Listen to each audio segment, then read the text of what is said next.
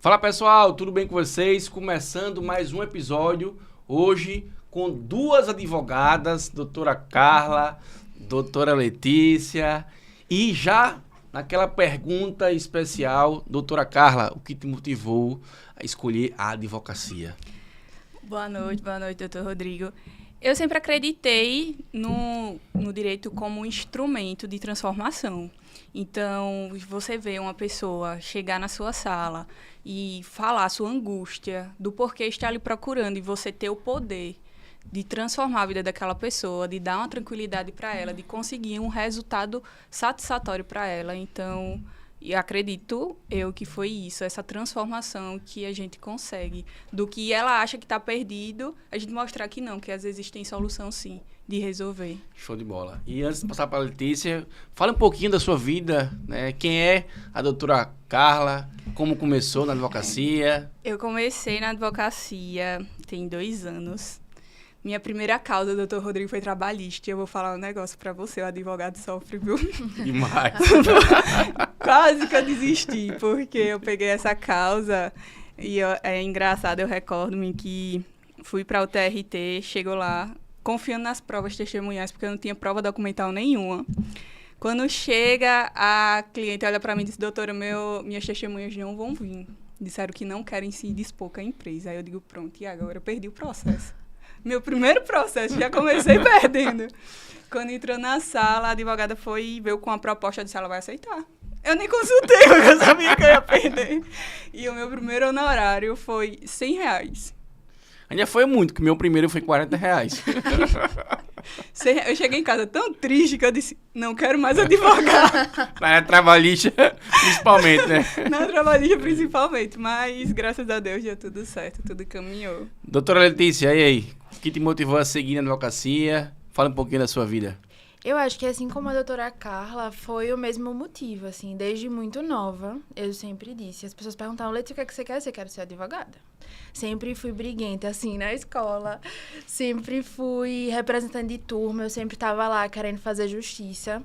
Então, eu acho que sempre foi, assim, uma escolha mesmo. Eu não entrei na advocacia do nada. Foi uma coisa que eu sempre quis. Você tem alguém na advocacia ou na carreira jurídica? Eu tenho um tio que é advogado também, mas assim, próximo mesmo não. Não tenho ninguém, mas sempre quis. Eu sempre falei, vou ser advogada. Coisa boa. Graças a Deus hoje eu sou, né? Coisa boa. Quanto tempo na advocacia? Eu sou jovem advogada. Tenho apenas 6 meses de advocacia.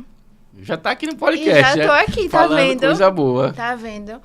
Graças a Deus, assim, tá sendo muito boa a minha experiência, né? Comecei nova, né? Sou nova, tenho 25 anos. Mas tive boas oportunidades até agora, né? Até porque eu tô no melhor, né? No melhor escritório. Então, tá sendo muito bom. Muito gratificante até agora. Coisa boa, coisa boa. E assim, fala um pouquinho da faculdade. Como foi, né? Pra faculdade, os estágios. Não sei se vocês estagiaram. A faculdade é relento, né, doutor? Não conheço uma pessoa que diga que a faculdade não é relento, é relento. Sofri um bocadinho na questão da faculdade. E se eu entrar muito no mérito, eu vou acabar chorando, porque a minha história é bem Qual pesadinha. foi a faculdade? Eu fiz na CEUNI. Cursei na CEUNI. É uma faculdade muito boa. Os professores, assim, excelentes. Tiveram muita paciência comigo, porque eu faltava, que era uma beleza. Mas essa trajetória da faculdade e estágio é muito importante. Eu estagiei na Defensoria Pública do Estado de Alagoas. Aí, como estagiária, fui para secretária, de secretária fui para assessoria. E foi lá que eu disse, caraca, como o direito muda a vida da gente, né? Eu quero até estender minha mão à palmatória para a defensoria, porque é muita gente... Um abraço, pessoal da defensoria. Um abraço, pessoal. Muita gente procura a defensoria e se você vê, é miserabilidade mesmo. São situações que você olha e você tem que ter compaixão pelas pessoas ali. Tem gente que é tão leigo que chega estressado, lhe gritando, porque não entende o que está acontecendo, ele só quer uma saída. E às vezes você vê profissional destratando a outra parte e não entende que ele não sabe o papel ainda da defensoria, ele só quer resolver o problema dele. E eu trabalhei com o Dr. Rômulo Santa Rosa, um profissional, assim, inigualável, eu vou dizer. Hoje é uma das minhas referências na advocacia. Você atuava em um núcleo específico? Ou começamos com cível criminal e depois ficamos só com o núcleo de família do Benedito Bentes. A gente atendia 40, 50 pessoas por dia. E o Bio ali é grande, né? O Bio é enorme. É uma cidade. Ali. Eu acredito que seja um dos núcleos que mais peticiona na defensoria, a do Benedito. Tem um fórum também, né? Tem um fórum dentro do Benedito. O pessoal do fórum também, muito gente boa. E essa parte é onde você tira a sua humanidade, a sua ética também, saber respeitar o próximo, não só o profissional, mas a pessoa que está lá, que só quer ser ouvida. E foi um relentozinho complicado a faculdade, mas muito satisfatório. Na defensoria eu fiquei 7 anos. Muito tempo. O meu total foi 7 anos. Eu disse, mais tempo que a faculdade, né? Mais tempo que a faculdade, porque eu fui para assessoria logo após, né? Mas foi, assim, fundamental para advocacia. Aí chega uma hora que você só tá naquele mesmo. Eu disse, não, vou advogar agora, porque eu preciso conhecer a parte da advocacia. Coisa boa. Doutora Letícia, e os estágios? Então, na minha época de faculdade, eu sempre estagiei em órgão público. Eu estagiei no CAL, que é o Conselho de Arquitetura, eu fazia área jurídica. Também estagiei na prefeitura e estagiei na defensoria dentro da UNIT. Dentro da UNIT tem uma defensoria lá e eu também, assim como a Carla, tive algumas experiências. E é muito engraçado falar sobre isso, porque durante toda a minha vida, é engraçado, meu pai, ele é profissional liberal e a minha mãe é funcionária pública. Então, eu sempre cresci em casa, não, vá pra área de concurso e tal. Então, eu foquei durante a minha graduação em ir para órgão público. E aí, para me formar, no final de 2022, eu acho, eu recebi uma proposta para estagiar de maneira voluntária no escritório de advocacia. E eu falei, não, eu vou testar para ver se realmente eu vou querer para concurso e tal. E aí eu testei, né? Desse estágio voluntário, eu não era remunerada. E eu comecei a pegar alguns casos práticos. Faça isso, faça aquilo. E aí eu fui me encantando pela advocacia. Mesmo assim, eu vi, rapaz, não quero nada de estabilidade, não. Eu gostei dessa sensação de ter que ir atrás, de entrar em contato com o cliente, de despachar, né? Porque na época eu ia com um advogado, né? Eu via como era que rolava ali no fórum e tal. E aí acabei me encantando. Foi quando após esse estágio, eu entrei em outro estágio remunerado, né, lá no Monteiro e Sampaio.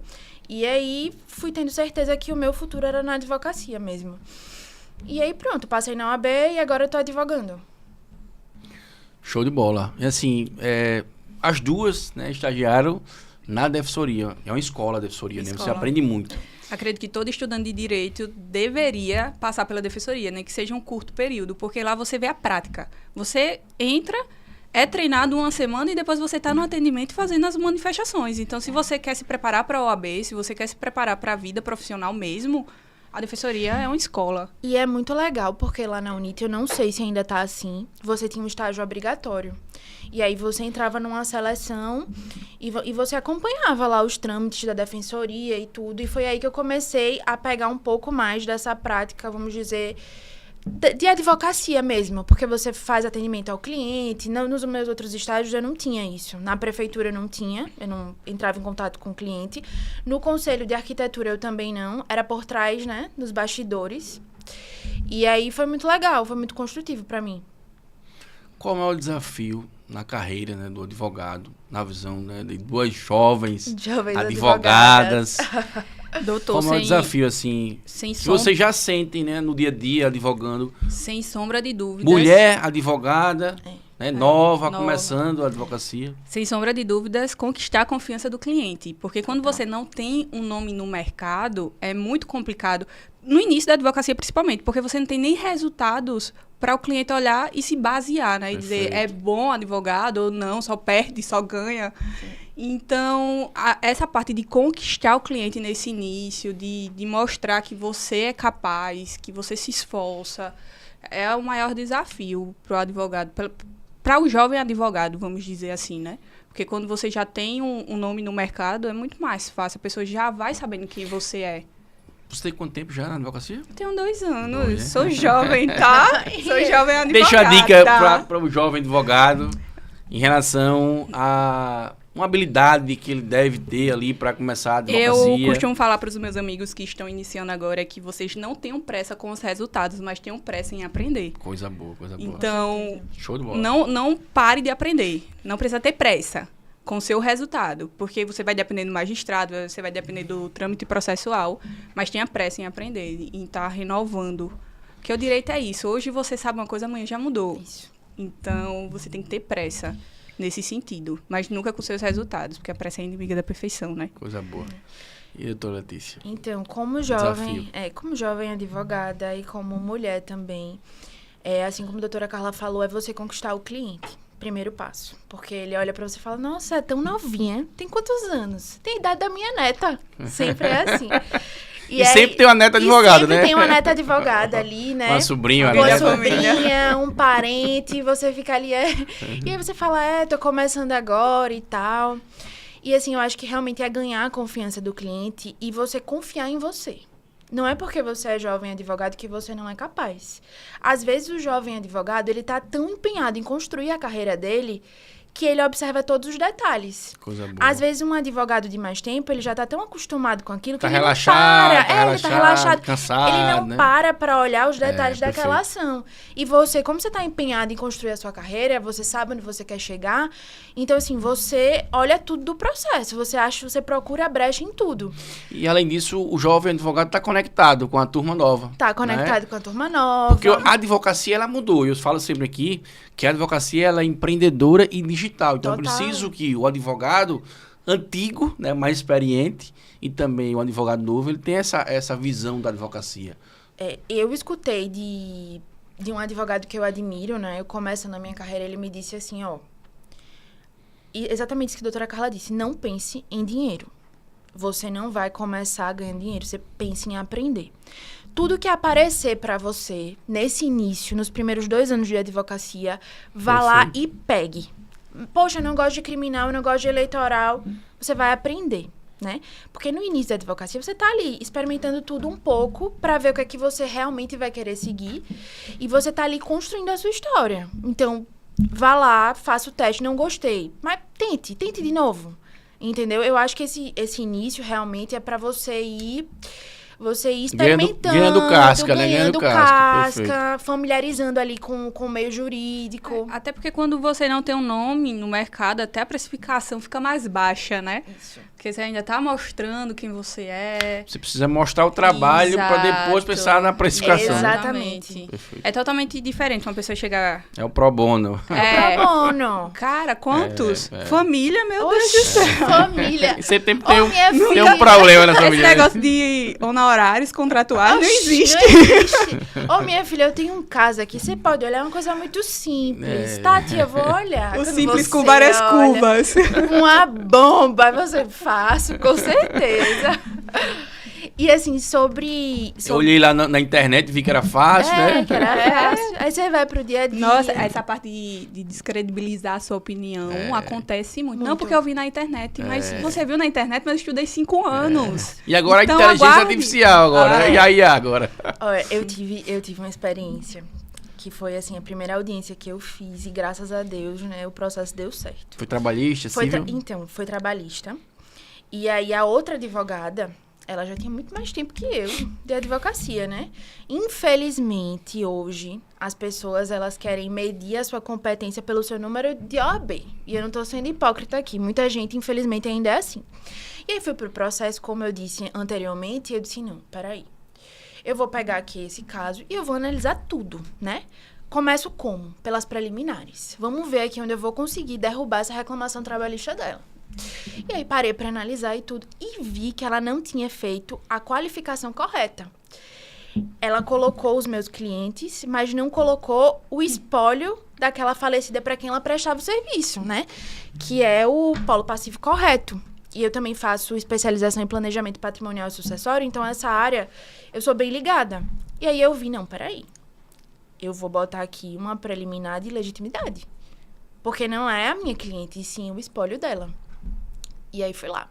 Chegamos na audiência, a juíza, né, uma juíza muito boa. Ela falou, não, vou deixar vocês aqui para conversar, para ver se vocês entram em um consenso, e vou sair da sala. Entrei eu e a advogada. Ela disse, doutora, não tem nexo o que você tá dizendo. Eu falei, minha doutora, não fiz não. E assim, ela começou a debater comigo ali no vídeo. Eu fiz, não, eu acredito no meu ponto de vista. Ela fez, então vamos ver que a magistrada vai resolver. Eu falei, beleza, vamos ver. E aí, realmente, a minha tese foi acolhida, né? Foi extinto o processo. E, assim, foi um caso para mim muito gratificante, porque ali naquele momento eu tive que confiar na minha tese. Eu expliquei para a magistrada a minha tese, no meu ponto de vista, e por mais que por dentro eu estivesse muito nervosa, né? Primeira audiência, eu disse, não, é isso e tal, e falei com muita firmeza e consegui. Então, eu acho que realmente essa parte de confiar, não é porque você é jovem advogado que você não é bom. Você está construindo o seu caminho, você está construindo a sua trajetória, você estudou e você é capaz de resolver aquele problema. Alguém confiou em você, alguém teve a confiança e você vai conseguir fidelizar aquele cliente. Eu tenho esse pensamento. Deixa um conselho aí para o jovem advogado que às vezes pensa em desistir, ou tem até uma crise de vocação querendo, né, o concurso público. Então, deixa aí um recado assim, para o jovem advogado. Como eu disse, eu sou uma jovem advogada, eu tenho pouquíssimo tempo de advocacia, tenho certeza que ainda tenho muito o que aprender, ainda vou ter muitas experiências positivas e negativas, mas se eu pudesse dar um conselho hoje para o jovem advogado que está começando estude. Se você pegar um processo, leia tudo. Busque primeiro as preliminares, depois vá para o mérito. Se empenhe, que você vai conseguir desenrolar aquilo. No final, dá certo, entendeu? Confie no processo, confie em você e pronto. E fidelize aquele cliente, porque uma vez que o cliente gosta do seu serviço, pronto, você é advogada do cliente. O que ele precisar vai ser com você. Eu acho que esse é o caminho, né, doutora Carla? É o caminho. Inclusive, o doutor Tiago, tenho uma grande admiração pelo doutor Tiago, pelo doutor Rodrigo. Um grande abraço, doutor Tiago. Vou falar uma frase que ele fala muito pra gente nas nossas reuniões. Ele fala que o estudo do caso precede qualquer petição. E cada petição temos que colocar o nosso conhecimento, porque é a forma que vamos demonstrar a nossa capacidade, tudo que a gente estudou. Então, é aquela coisa, estude antes e faça depois. Não tem essa de fazer de última hora, de qualquer jeito, porque vai ser analisado. Seja pelo magistrado, seja pelo assessor dele, seja pelo seu cliente. Então, estude, não tenha medo de perguntar. Perguntar não é uma vergonha. Eu perguntei muito. Doutor Rodrigo, eu tive um caso que eu perguntei a tanto advogado, que no início da advocacia, que eu fiquei morrendo de vergonha. Fala aí pra gente aí. No início, um grande profissional, que é o doutor Tássio, me deu a oportunidade no escritório dele. E eu peguei um caso no direito marítimo. Não sabia. Não sabia nem pra onde ia. Tá vendo, Felipe? Direito marítimo agora, Felipe. Não sabia pra onde ia, não sabia onde protocolava, não sabia nada. E aí eu perguntei o Cadu, que esteve aqui. Passou aqui. Gente, bom abraço, demais. Cadu. Cadu, sou muito grata pela sua vida, pelo cursinho. Muito, muito grata. Um abraço pra você. Aí fui pra o Cadu, perguntei ao Tássio, perguntei a todo mundo e ninguém conseguiu me ajudar. Eu fui pro velho Google, né? Disse, caramba, e agora? Aí no Google me explicou como eu tinha que fazer.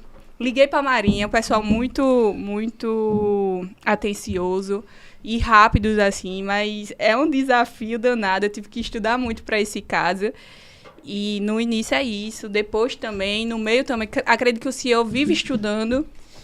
Sem e dúvida. O negócio é esse, é não desistir. O Tiago tem uma resenha que ele, no começo da advocacia, a gente começando e tal, ele dizia, olha, quando eu não sei o negócio, eu tiro logo o terno e a gravata, eu vou como fosse estagiário.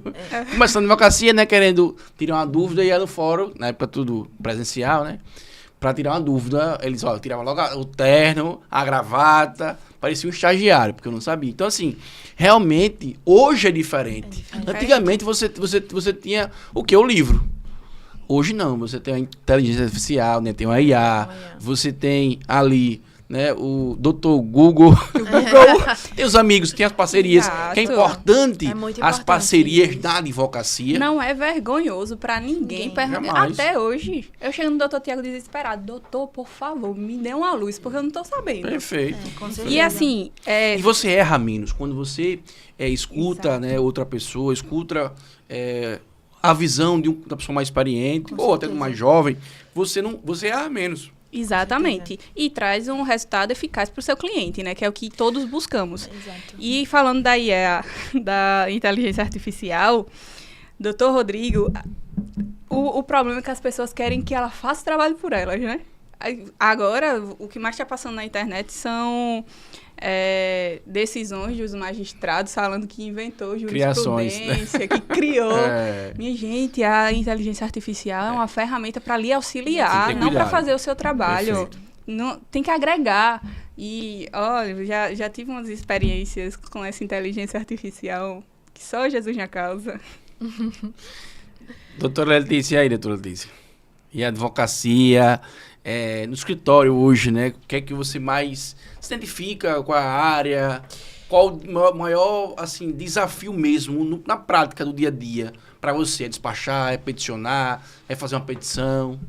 Então... Você tem um professor bom que é o doutor Tiago ali, né? Que é o meu professor também. Eu não sei, de Queria a verdade. paciência dele. De verdade, eu não sei, assim. Deus foi muito bom comigo em me colocar Tiago é demais. no caminho do Tiago. Porque, assim, além de um profissional maravilhoso, um ser humano, assim...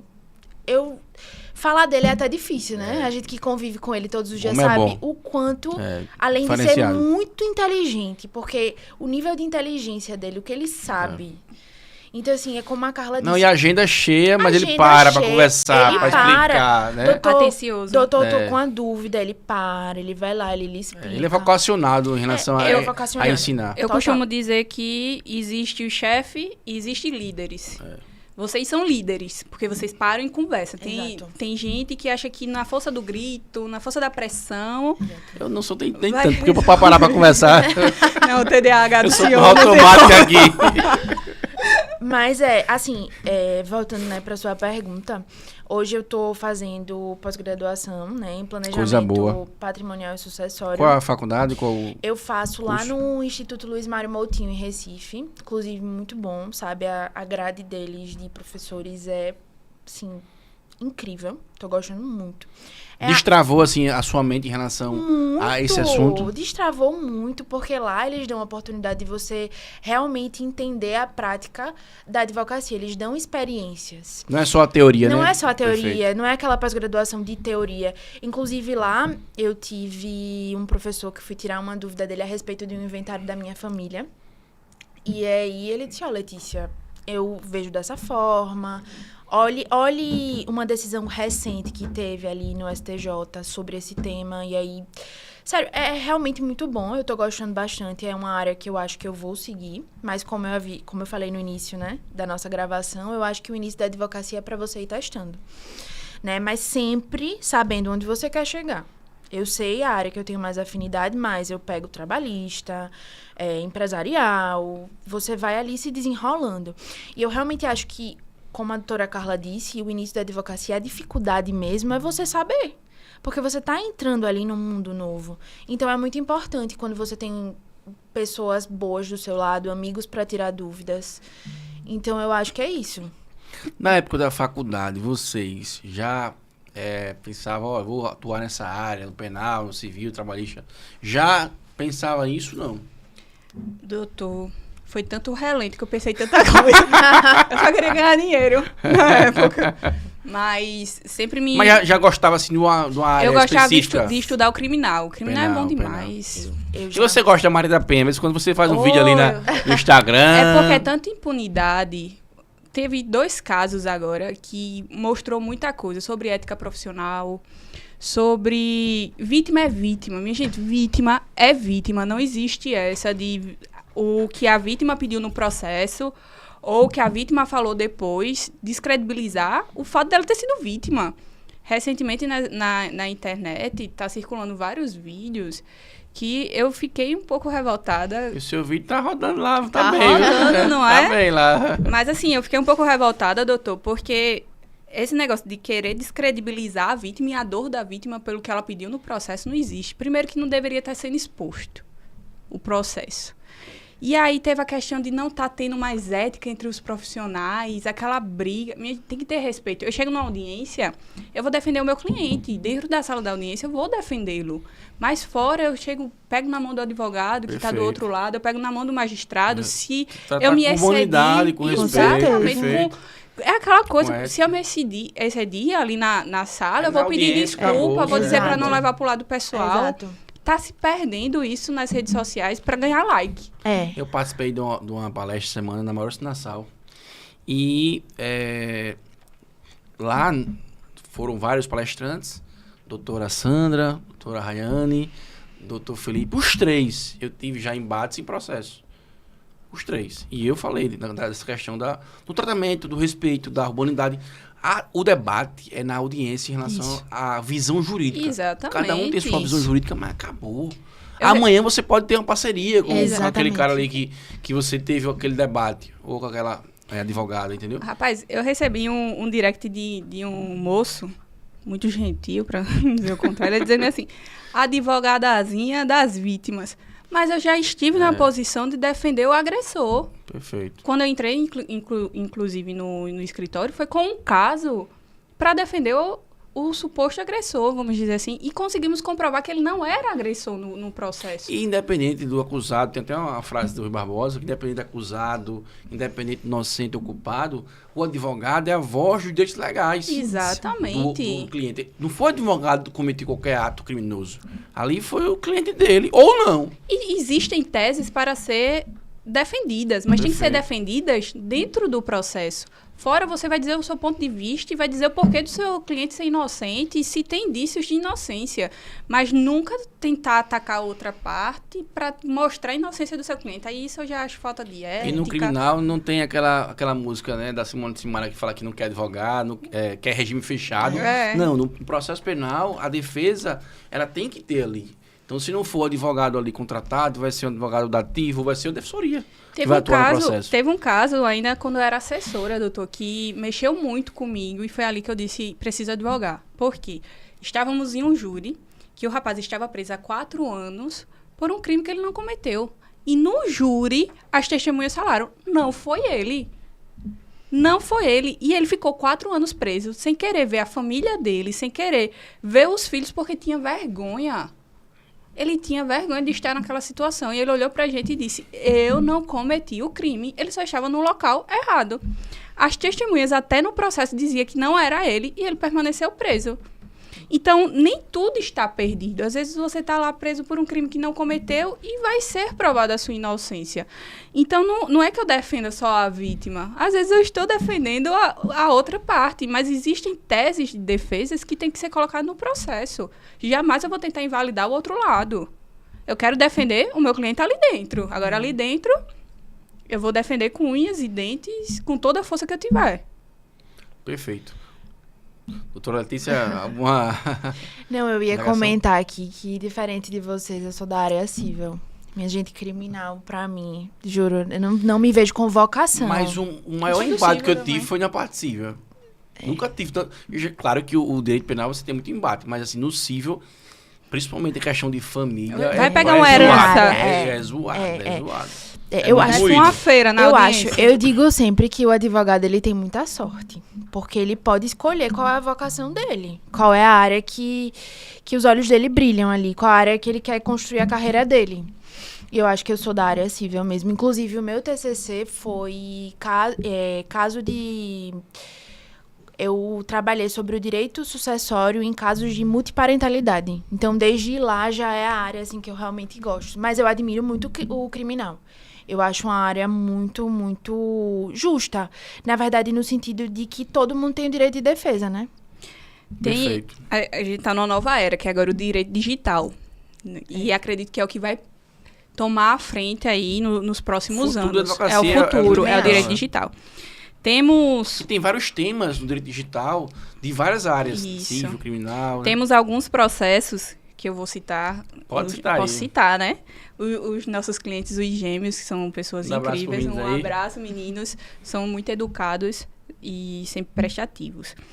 E a gente pega muito processo civil das pessoas querendo, vamos para o termo da advocacia, enriquecer em cima do dos meninos, né? Ganha o prêmio e diz que o prêmio tá errado. Aí entra com o processo. Aí a gente vai lá e derruba o processo.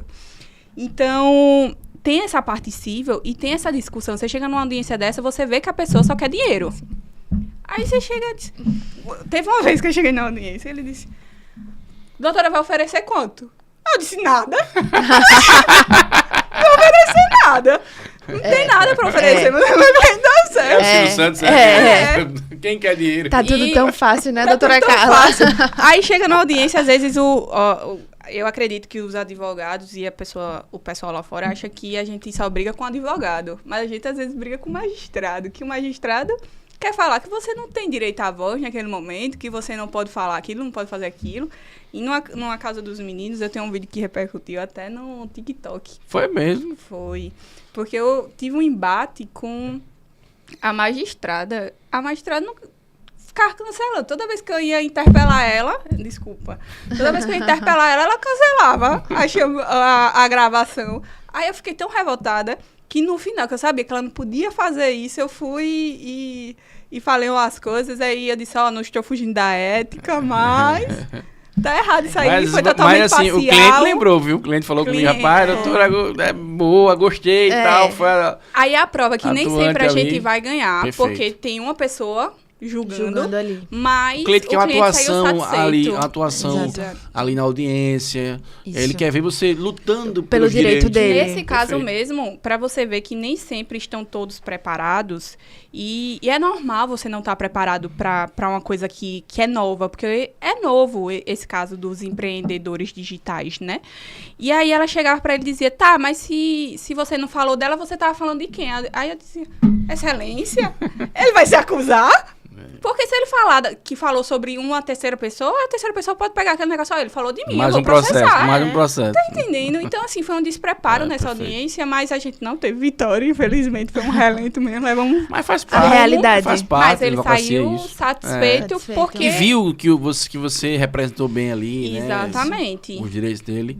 E assim, a importância de você saber, né, atuar naquele processo. Porque o advogado, ele não precisa conseguir o resultado. Agora ele precisa atuar de maneira correta, ter conhecimento jurídico, ter habilidade para saber falar. atuar, saber falar naquela audiência. E já adiantando, na minha visão, na minha vida todinha, em relação a estudante de direito, depois advogado, professor, a minha maior dificuldade, já falei aqui no podcast, foi a oratória, foi falar em público. Hoje eu estou aqui à frente desse podcast, para mim é um sonho, porque eu tinha uma dificuldade de apresentar trabalho na faculdade. Até o 10º período, lá no SESMAC, um abraço para a minha turma de 2009, todos lá do SESMAC. Até o 10º período eu tinha medo de falar em público. Então, não sei se vocês tiveram essa dificuldade, como melhorou, o que fazer para melhorar. Deixa um recado pro pessoal também. Como você vai atuar o criminal, você tem que usar a oratória Demais. quase que 99%. E assim, e na audiência, né, as alegações finais, ali a regra é oral.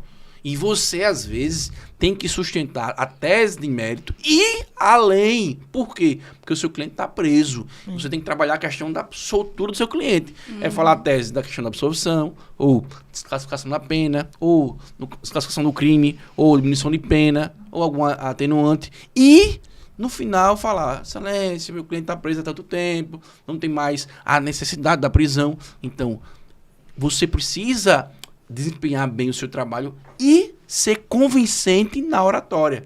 Isso. Então, vocês tiveram dificuldade em relação à oratória? Olha, assim como você... Já é um desafio para você estar aqui hoje. Com né? certeza. Com certeza. Para mim, particularmente, é um desafio já estar aqui. Mas eu acho que tudo é uma construção. Eu acho que quando você vai apresentar um trabalho na faculdade, quando você vai fazer uma audiência, você tem que se preparar. Por mais simples que seja, você precisa passar confiança para o magistrado da sua tese. É isso que eu acredito, tal, eu estou preparada. E além, assim, no dia a dia da advocacia, em relação a magistrado, audiência e tal, também tem na hora que você vai fechar o contrato com o seu cliente. Ele precisa sentir segurança de que você realmente está apto a defender os direitos dele. Às vezes você não sabe nem o que tá falando na hora, mas você mostra confiança. Você mostra e depois vai estudar. E tal, e depois você vai lá e estuda. Eu realmente acho que tudo parte da preparação. Eu, pelo menos, assim, como eu disse, eu tô iniciando minha carreira, e se eu vou fazer, se eu vou sentar à tarde para fechar um contrato com o cliente, ou se eu vou fazer uma audiência, ou qualquer coisa do tipo, eu sempre me preparo antes. O resumo é essencial, eu faço lá o meu resuminho, anoto a minha colinha antes da audiência, e ali eu vou, por mais que por dentro eu esteja muito nervosa, né? Dizem que grandes passos a gente dá com as pernas tremendo. Por mais que por dentro eu esteja ali morrendo, eu sempre tento, por fora, mostrar que eu tô confiante. Eu acho que isso tem sido a minha técnica agora no início para conseguir me desenvolver, sabe? O resumo ajuda muito na oratória. Teve uma audiência que eu fui e tiveram alguns advogados que foram contratados. E o maior erro do advogado é chegar na audiência sem estudar o processo. Sem saber onde está o documento essencial, qual folha está. Então, esse é o maior erro. Gostei. Deixa aí para o advogado estar iniciando. O maior erro do advogado é não estudar o processo. Anote aí com caneta de ouro.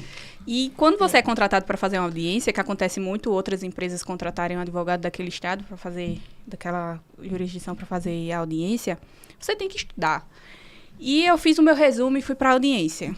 Foi um caso até do escritório.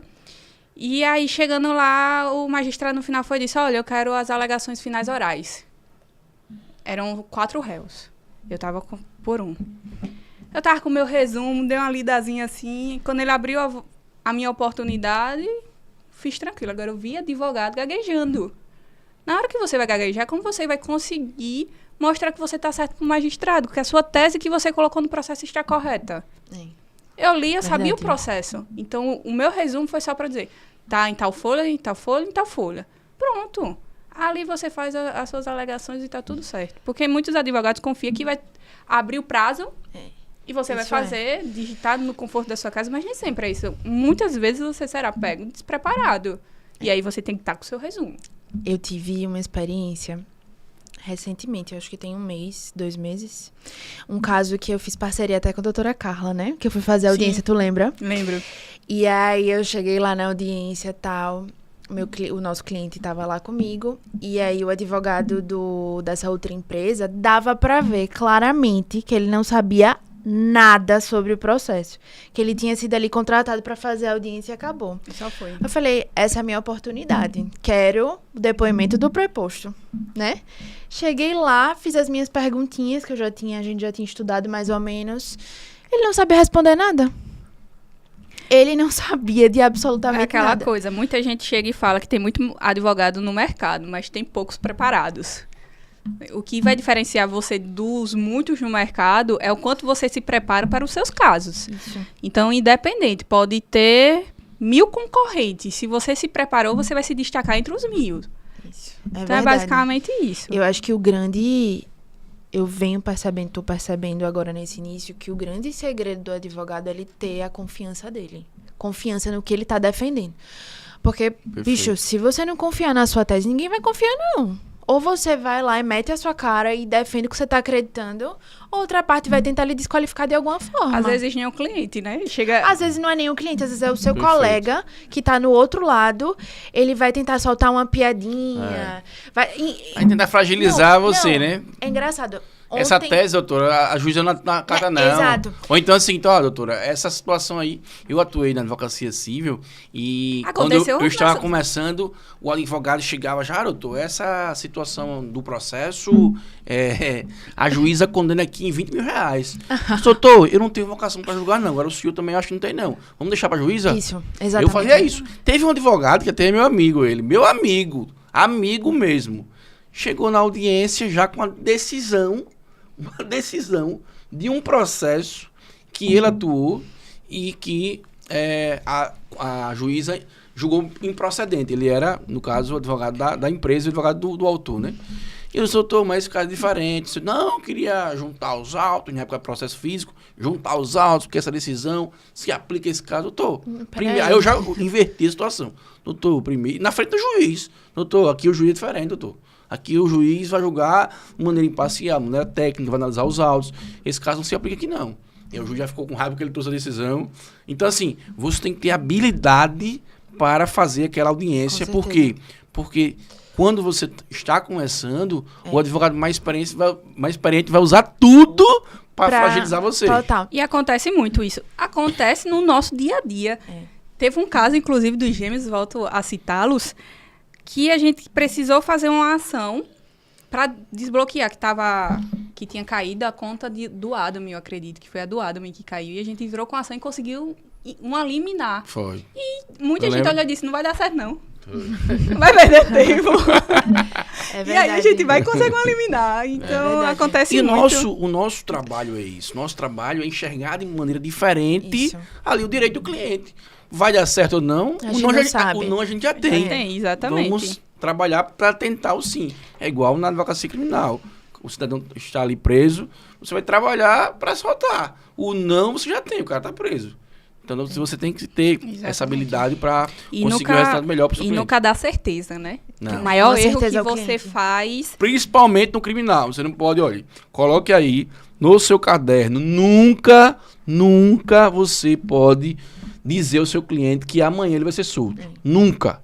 Porque não existe. Você não tem a caneta do juiz. Você tem a caneta do advogado. Eu sempre ia lá no presídio, quando eu estava iniciando na advocacia, pegava uma bique, mostrava para o cliente. O senhor está vendo aqui essa caneta? Ele olhava. Estou. Essa caneta é de um simples advogado, não é do juiz. A minha caneta é diferente do juiz. Então, quem assina um alvará é o juiz, não sou eu. Quem decide é o juiz. Agora, essa caneta, eu vou gastar ela para pedir a sua liberdade. Agora, não sou eu que vou soltar, é você. Vai ser o juiz que vai decidir, ou o tribunal. E é por isso que muita gente deixa de buscar o seu direito, porque veio frustrado de algum profissional que garantiu algo e não deu certo. Tive um processo, doutor Rodrigo, que eu perdi no primeiro grau e consegui mudar a decisão depois. E foi de um amigo meu, no início da advocacia. Imagina, você está no início da advocacia, você está sem um nome no mercado e você perdeu o processo e chegar para ele e dizer que perdeu. Eu levei 3 dias no luto para chegar para falar para ele que a gente tinha perdido, que ele ia ter que pagar as custas do recurso, mas que eu iria tentar novamente. Iria para os desembargadores decidir. Nesse eu fiz questão de ir lá, conversar com o desembargador e dizer, olha, tem aqui, tá o boletim, já teve diversas tentativas, foi uma ação civil contra um banco. E a gente conseguiu reverter a decisão do magistrado. Então, é isso, é não dar a garantia, mas buscar sempre o resultado positivo. É isso aí. Coisa boa. E agora eu queria que vocês falassem um pouco da questão do impacto da tecnologia, das redes sociais, né, da IA, no dia a dia da advocacia. Como é que vai ser a advocacia com a tecnologia, a IA, os aplicativos, né? Eu acredito que as redes sociais, ela dá um peso muito grande para o seu nome, para a sua construção, para você mostrar que você realmente conhece, tem técnica naquele assunto, mas também ela pode lhe descredibilizar. Caso João Neto aí, né? Caraca! Um exemplo aí. É aquela coisa. E, inclusive, eu fiz até citações de alguns vídeos que estão circulando. E eu não estou falando assim, na questão do fato em relação à acusação dele. Estou falando em relação à atuação dele nos podcasts, né? Até porque quem vai descobriram dizer que ele não é mais... Que ele não era policial, que ele não era isso. Mas é aquela coisa, doutor, quem vai dizer se ele está certo ou errado é o magistrado. Perfeito. Não cabe a mim, nem o senhor, nem a Letícia dizer que ele está certo ou errado. A gente vai trazer o posicionamento jurídico. Eu gravei um vídeo falando na posição jurídica. O que ensejou naquele momento a prisão foi o excesso da força para retirar a companheira do apartamento. Perfeito. Entendeu? Ele se excedeu ali foi configurado como uma violência. Se ele está correto, se ele está errado, quem vai dizer é o magistrado. Aí chega nas redes sociais, doutor, que nem eu disse, vítima é vítima. Aí me aparece um vídeo, não vou citar nomes. A forma que ele não, aí falando, ele está correto E errada é ela que pediu uma pensão de 20 mil. Você sabe o porquê da pensão? Aí você vai para os autos, que já circulou na internet também. Ele fez diversas compras no nome da moça, usou o cartão de crédito, essas coisas. É para ela pagar? É para a vítima pagar? Então, tudo justifica. Aí você chega, não, mas ela tá errada. Ela só queria o dinheiro dele, por isso que botou ele na cadeia. Não foi ela que colocou ele na cadeia. A galera começa foi as a entrar atitudes dele, no mérito, entendeu? que não tem nada a ver. Que não tem nada a ver. Então, as redes sociais é ótima, mas também pode acabar com a vida de muita gente. Quantas pessoas não tiraram a vida por conta de rede social e o julgamento das pessoas que não sabem nem o que estão falando? O julgamento antecipado, sem um Entendeu? contraditório, sem uma defesa, sem conhecer os autos. Sem conhecer, até porque no direito, a partir do momento que você diz, eu sou advogado, você tem que saber que tem um contraditório, Perfeito. tem a ampla defesa, e você tem que falar o seu posicionamento jurídico, não um ataque jurídico para as outras pessoas tacarem haters. E outra coisa, tem que ter cuidado também para não expor as pessoas envolvidas naquele processo. Exatamente. Principalmente se o processo é sigiloso. Isso. Né? Porque para não responder depois na OAB... No Conselho de Ética. Nesse Conselho de caso do Dr. João Neto, expor até a menor. Foi. Ali foi uma entrevista. uma situação complicada, né? Foi um embate na porta do prédio. Não, ali... O juiz ali foi o repórter uma ali, com os advogados ali. Eu vi uma discussão ali pessoal e não profissional. Foi. Não, discutindo o mérito da decisão, né? A decisão Nada A, a B, ver. C. Primeiro Foi que complicado. eu, como advogada, jamais estaria junto com outro advogado da outra parte dando uma entrevista, doutor. Me desculpe. Não, porque acaba usando o calor do momento, aquela coisa, tá no ao vivo. É melhor não se indispor. É verdade. Eu acho que, assim, as redes sociais em relação a nós, advogados, né? Eu acho que a gente ganhou um presente muito grande, mas assim como a Carla disse, que tem dois lados. Você tem que saber desenvolver ali. Eu, por exemplo, eu sempre fui, pessoalmente falando, uma pessoa mais na minha. Então, para eu chegar no nível de gravar vídeo pra internet, sempre comento isso com a Carla e com outras amigas. Para eu gravar um vídeo falando, pra aparecer, tenha certeza que eu realmente me esforcei muito para aquilo, sendo muito honesta. É uma coisa que eu acho que a gente tem que começar a destravar, principalmente quem, assim, não só quem tá iniciando e quem já é mais antigo. Tem que começar a se adaptar a essa nova realidade, porque é uma realidade que abre muitas portas. Perfeito. Gravar um vídeo ali do que você acha realmente que você tem o conhecimento, porque eu converso muito isso também com o Dr. Tiago, tô citando muito ele aqui. Pra mim, não há nada mais feio do que uma pessoa que fala lindo na internet, mas não tem conhecimento nenhum. Vai numa audiência, vai numa palestra, você vê que a pessoa não é capacitada. Então, eu acho que tem que ter ali uma proporção.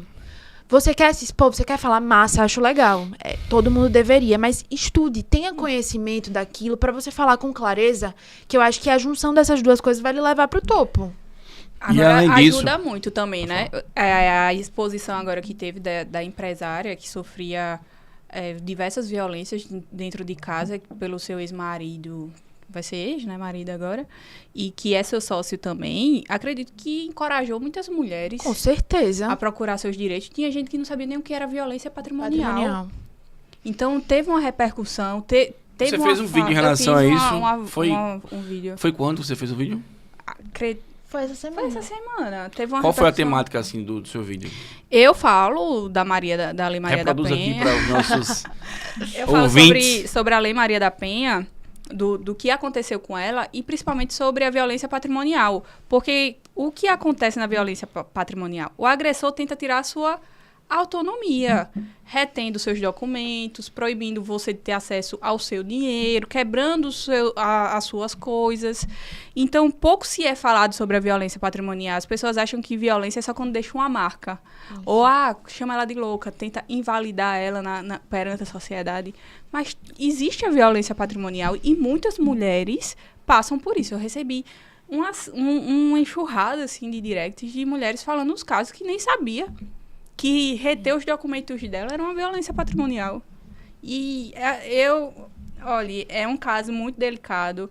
A Lei Maria da Penha tem várias nuances, né, que tem que ser analisadas assim, com muita delicadeza. Mas eu falo que a vítima, ela nunca deve ser silenciada.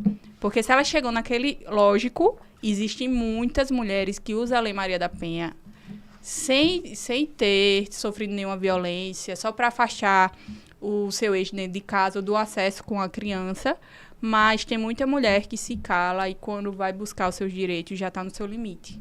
Já sofreu demais, já passou por muita coisa. Então, a vítima não tem que ser calada e nem descredibilizada nas redes sociais, por exemplo, né? O que você acha que pode mudar, né, nessa lei da Maria da Penha? Eu acredito, doutor Rodrigo, que é algo que eu mudaria até no direito. A Lei Maria da Penha, ela tem como ter uma aplicabilidade rígida, mas ela também precisa ser investigada. Tem casos que a gente consegue a medida protetiva, e eu falo isso porque eu já estive do outro lado também, que nunca ocorreu aquela violência nunca existiu, o intuito era só afastar do filho, da residência mesmo. Então, o que eu mudaria na Lei de Maria da Penha seria a forma de investigação quando não existe um flagrante. Entendeu? Porque tem gente que você não se recupera. Eu tive um cliente que ele não se recuperou por conta de uma acusação dessa. E ele era inocente. Você está falando da falsa acusação, né? Da falsa acusação. Um abraço, doutora Graciela Queiroz, que Isso, participou que também aqui, né, do nosso Direito na Rede, que defende a questão Exato. pessoas em caso de falsa Quando acusação. tem um flagrante, aquela coisa toda, tem mulheres que chegam com as provas. Você consegue hoje uma medida protetiva, você não precisa nem levar as suas provas para justificar. E aí, é nesses casos que as mulheres utilizam para acusar falsamente seus parceiros, né? As pessoas de sua convivência. Felipe, como é a situação? Tem que ter cuidado, Felipe. Exatamente. Então, não tem uma prova para ensejar a medida protetiva. Diferente das medidas cautelares, né? Que você vai atrás delas, você tem que provar o porquê você necessita delas. E aí, eu acredito que seria só esse cuidado, porque muita gente é acusada injustamente também, entendeu? Eu falo que vítima é vítima, mas eu também tenho que defender que tem gente que não é agressor. Então, teria que ter essa cautela. Show de bola. E assim, vocês em algum momento, nesse tempo da advocacia, ou já na época da faculdade, pensaram em fazer um curso para alguma carreira? Com certeza, eu queria ganhar Com dinheiro. certeza. Meu primeiro honorário foi R$100. Qual seria? Meu foi 40, foi menor. Foi um relento, menino. Eu cheguei em casa chorando. Gastei todo com a comida. Um advogado, um abraço pra ele, doutor Ascânio. Foi uma parceria que eu fiz. Mas nunca, Ascânio, nem me chama mais. Falando de advocacia trabalhista. Aí ele me chamou, aí Felipe, foi pra uma audiência, o acordo lá com o cliente dele, R$200. Aí 20%, doutor, você vai ganhar R$40. Aí a outra parte fez, só vou pagar logo agora, o dinheiro me deu. Também Tá bom. R$40. Lá no TRT tinha um restaurante embaixo, né? Ali, Gastou que os era 40. perto do Cleitinho ali, eu gastei os 40. Os 40 e pouco reais o almoço. Eu cheguei em casa chorando, porque 60% do IC foi de Uber, porque eu morava no Benedito, TRT no centro. Mas assim, o começo é aprender. O começo é isso aprender. aí. Depois que você pensa na questão Exatamente. financeira. Você precisa aprender, ganhar casca para atuar de maneira eficiente, defender realmente o seu cliente. Você não vai ficar rico nos primeiros anos de advocacia. Quem entra acreditando nisso, sinto muito. É muita É, perfumaria, você não principalmente fica. né, nessa época de rede social, advocacia milionária. Não existe não isso. existe. Eu falo que a gente é agricultor na advocacia, né? A gente planta para depois ir colhendo. Só que tem coisa pra você plantar aí. Não E colhe depois de muitos anos e quando colhe. Olhe nunca. Rapaz, eu tô com um processo de 2015, foi do meu ex-chefe. Não vou nem dizer a vara, porque eu tô revoltada. Saiu o valor, em janeiro até hoje eu tô esperando, doido pra receber meus honorários e não saiu a vara judicial. Esse negócio de plantar, uma vez eu fui me meter em plantar feijão e milho lá no sertão, que sempre é seco, e teve uma época que choveu tanto que acabou o milho, feijão, que eu disse, olha, vou acabou pra tudo. advocacia, focar na advocacia que é melhor. Melhor, dá mais futuro. Então vocês pensaram assim, em alguma carreira Eu pensei, eu jurídica aí? teve uma fase na faculdade que eu estudei pra carreira de tribunal, analista Eu judiciário. ainda penso, às vezes. Eu ali foi aquela área que eu achava que eu iria seguir. E hoje eu ainda penso em procuradoria estadual. Eu acho que seria o concurso que eu faria, porque alguns estados dão a liberdade de você PGE, advogar. perfeito. Isso, perfeito. PGE, eu acho que é um concurso completo. Pode conciliar, né? Procuradoria, acredito que hoje no E você mercado é um pensa em dos melhores. defensora, Carla? Rapaz, eu pensei um tempo, mas depois... Trabalha muito, né? O quê? Trabalhar muito não é pouco, né? Porque pela quantidade de Trabalha trabalho... muito. Eu acredito... Você olha assim e diz, nossa, é um salário muito bom. É quase igual de um magistrado. Mas se você vê o volume de trabalho, você desiste. Então, você tem que ter muito amor mesmo pelo órgão para conseguir fazer uma prova e se dedicar a isso. Eu quis ser delegada já. Foi mesmo. Eu amava a ideia de andar com a arma. O quê? Doutora, não, é delegada. Mas por que você anda lá com essa, não sei, na minha cabeça. Vozes você da tem minha uma cabeça. família que é policial, que é... Nada, minha família só terminou o ensino médio. E foi? Os que chegaram a terminar, né? Então, assim, era só a ideia. Eu tenho uma prima hoje, advogada, uma excelente advogada, Coisa criminalista. Como é o Trabalha... nome dela? Heloísa. Heloísa? Trabalhando também Coisa na terceira vara de Rio Largo, salvo engano. Uma profissional excelente, aprendi muito com a Heloísa. Ela é muito capacitada. Um abraço pra Heloísa. Um abraço, Heloísa. E ela também pensava em concurso, só que eu acho que no final das contas todo mundo desistiu do concurso e disse, vou advogar, que dá mais certo, assim, mas um concurso muito público, se eu fosse fazer um concurso bom que eu faria hoje, seria procuradoria também. Porque além de você estar ali, você pode advogar por fora, você não pode advogar contra o chá da lei, né, que você está trabalhando. Qual a motivação, né? Qual é o combustível diário para continuar na advocacia? Mesmo em momentos difíceis, mesmo em momentos, né, de derrotas, qual seria a motivação de vocês? Doutor, eu costumo dizer que muita gente não acreditou em mim. Minha mãe ouvia muito de pessoas próximas de que eu não estava preparada. Então, o que me dá mais combustível, assim, é ver as pessoas que olharam e disseram que eu não conseguiria, tendo orgulho, olhando e dizendo que está com orgulho de mim, de me ver crescendo, de me ver buscando. E, sem dúvidas, seria isso, mas o principal é mudar a vida da minha mãe. Eu acredito, inclusive é algo que está escrito na Bíblia, que devemos honrar pai e mãe, acima de qualquer coisa, né? Então, o que me motiva mais hoje é mudar a realidade da minha mãe e mostrar para as pessoas que um dia olharam para mim e disseram, você não vai conseguir, você não é capaz, ver essas mesmas pessoas olhando para mim dizendo, estou com orgulho de você. Então, nada paga isso. E você, Letícia? Eu acho que o que me motiva é fazer realmente, assim, tá trabalhando todos os dias com o que eu sempre quis. Eu digo que hoje, assim, eu tô no início da carreira, mas um tempo atrás eu estaria... O que eu tô vivendo hoje era um sonho antigo. E eu ainda tenho muitos sonhos para realizar, para conquistar. Então, eu realmente acho que esse prazer de você sonhar, realizar, ver possibilidade em realizar os seus sonhos, isso é um combustível. Lógico que por trás também tem toda a minha família, os meus pais, a minha avó, a minha irmã, todas as pessoas que sempre estiveram comigo. Então, eu acho que é realmente isso que me motiva. E para encerrar, eu queria que você deixasse um conselho, uma frase de motivação para a turma que está assistindo, principalmente os novos advogados, aqueles que estão começando a advocacia, ou aqueles também que já têm um tempo na advocacia e estão pensando em desistir da advocacia. Então, para os jovens advogados ou para as pessoas que ainda estão tentando passar na OAB, eu diria que não desista. Eu sei que às vezes a gente se pega pensando que tem que desistir, que não vai dar certo, que aquele sonho não vai se realizar, que você não vai conseguir, mas vai dar certo. Se você realmente tiver perseverança, tiver fé em Deus, você vai lá e você vai realizar.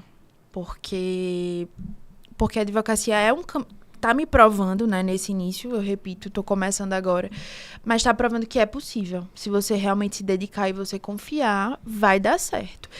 Outra coisa que me falaram, e eu não escutei no início, direcione o seu caminho. Deixa um recado aqui, ó, pra turma. Direcione, olhe em direção daquele caminho que você quer seguir e não olhe ao redor. Porque muita gente não vai confiar em você, muita gente não vai acreditar em você, muita gente vai dizer que você não vai passar na OAB, que você não vai ser uma boa advogada, mas você vai. Se você se esforçar e caminhar, olhando pra frente, você vai realizar. Doutora Carla, e aí você? Deixa aí um recado, um conselho para essa turma nova aí da advocacia. Coloquem na cabeça de vocês que na advocacia você não perde. A sentença que veio improcedente vai lhe ensinar alguma coisa lá na frente. Então, você nunca estará perdendo, você sempre estará ganhando. E vá em busca da área que você escolheu, de se especializar naquilo, de mostrar que você é o melhor do mercado, porque você não tem concorrente. O maior concorrente seu é você mesmo. Então, é isso. Sigam. Não é fácil, a caminhada não é fácil, mas acredito que se você buscar ser o melhor, não tem como dar errado. É verdade. Coisa boa.